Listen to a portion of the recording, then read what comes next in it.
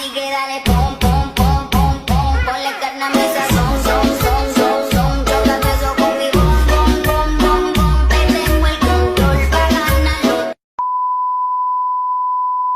Saya akan menjelaskan bab tentang simpanan dana tabungan. Pengertian tabungan. Tabungan adalah suatu simpanan uang yang berasal dari pendapatan yang tidak digunakan untuk keperluan sehari-hari maupun kepentingan lainnya. Simpanan uang dapat digunakan dan diambil kapan saja tanpa terikat oleh perjanjian dan waktu.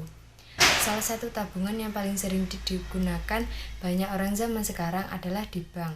Banyak kemudahan yang ditawarkan oleh bank-bank untuk calon nasabah yang ingin menabung.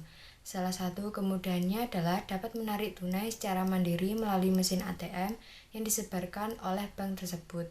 Ketika menabung di bank, umumnya nasabah akan mendapatkan fasilitas seperti kartu ATM, buku tabungan, mobile banking, serta beberapa layanan lain sesuai dengan kebijakan masing-masing bank. Jenis-jenis tabungan. Tabungan juga memiliki banyak jenis serta fungsi-fungsi yang berbeda, yaitu yang pertama, ada tabungan konvensional. Tabungan konvensional adalah tabungan yang paling umum dan banyak dimiliki setiap orang. Untuk tabungan yang konvensional, keuntungan atau bunga yang diterima terbilang rendah, karena tujuannya memang hanya untuk menyimpan uang, bukan untuk pengembangan dana. Bunga yang dapat diterima 0% hingga 2%. Tabungan berjangka. Bunga dari tabungan berjangka ini relatif lebih baik dibandingkan tabungan konvensional, dengan bunga tabungan 3% hingga 7% per tahun. Hanya tabungan berjangka hanya dapat diambil sesuai dengan yang telah disepakati. Jika Anda melanggar yang telah disepakati, maka Anda dapat terkena denda atau penalti. Kemudian tabungan anak. Tabungan anak ini ditujukan untuk mereka yang ingin mengajarkan anak-anaknya untuk menabung sejak dini. Dari fasilitasnya tidak jauh berbeda dengan tabungan konvensional, namun tentunya tidak terdapat fasilitas banking.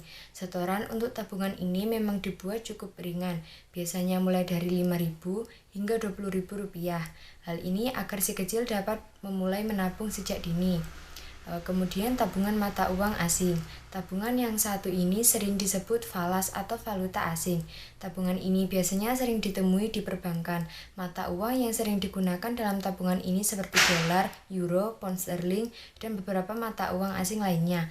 Namun untuk kamu yang hanya memiliki rupiah tetap dapat melakukan investasi dengan menukarkan rupiah milikmu dan dikonversikan ke dalam mata uang asing. Yang kemudian yang terakhir yaitu tabungan giro. Tabungan ini seringkali disebut sebagai tabungan bisnis karena memang fasilitas dari tabungan ini ditujukan untuk kebutuhan bisnis seperti transfer ke beberapa rekening dan transaksinya dapat menggunakan cek dan biliet.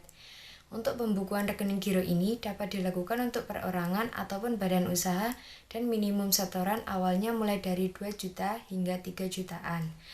Terima kasih, sekian materi dari saya. Jika ada kekurangan mohon dimaklumi. Terima kasih. Wassalamualaikum warahmatullahi wabarakatuh.